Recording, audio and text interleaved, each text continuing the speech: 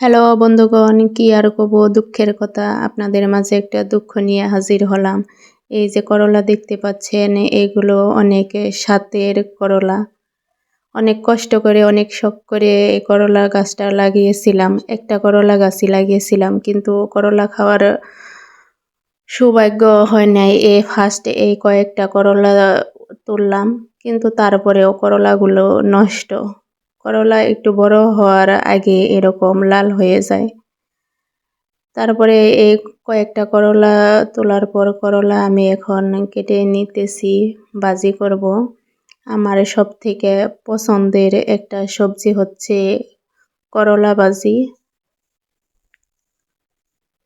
সবগুলো করলা আমি কেটে নিতেছি, ভাজি করব সেজন্য। আর এখন করলার সাথে কয়েকটা আলু দিব। আলু দিয়ে ভাজি করলে আমার কাছে অনেক ভালো লাগে। এখন আলুগুলো আমি যে করলার সাইজ মতো কেটে নিতেছি। এই যে আমার করলা কাটা শেষ হয়ে গেছে, ধুয়ে রেডি করে নিলাম। এখন আমি করলা ভাজি করব, সেজন্য প্যানে তেল দিয়ে কাঁচামরিচ, পেঁয়াজ আর এই সামান্য হলুদের গুঁড়া, লবণ দিয়ে দিলাম স্বাদ মতো। এখন করলা দিয়ে দিলাম, অল্প আঁচে ভেজে নিব যাতে না পুড়ে যায়।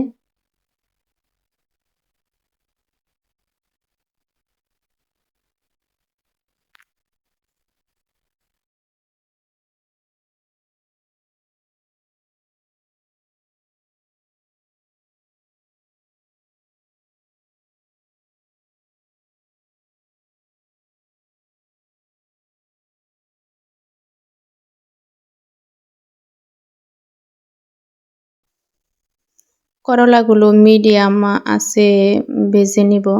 এখন আমি নেড়ে দিতেছি যাতে নিচ থেকে পুড়ে না যায়। আর চুলার আঁচটা মিডিয়াম রাখছি যাতে সিদ্ধ হয়। এখন আমি ডেকে দিব। এই যে এখন ঢাকনা খুলে আবার নেড়ে দিতেছি।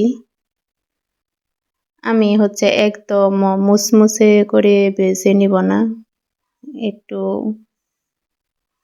সিদ্ধ হলেই নামিয়ে নিব, কারণ একদম মুসমুসে ভাজি আমার কাছে ভালো লাগে না খেতে। এই যে করলা ভাজি শেষ হয়ে গেছে। মাশাআল্লাহ, কত সুন্দর হয়েছে ভাজিগুলো, দেখতে অনেক লোভনীয় লাগছে। রমজানের মধ্যে সেজন্য খেয়ে রিভিউ দিতে পারতেছি না। খেতে অবশ্যই অনেক মজা হবে মনে হচ্ছে। আজকের ভিডিওটি এ পর্যন্তই। সবাই ভালো থাকবেন। আল্লাহ হাফেজ।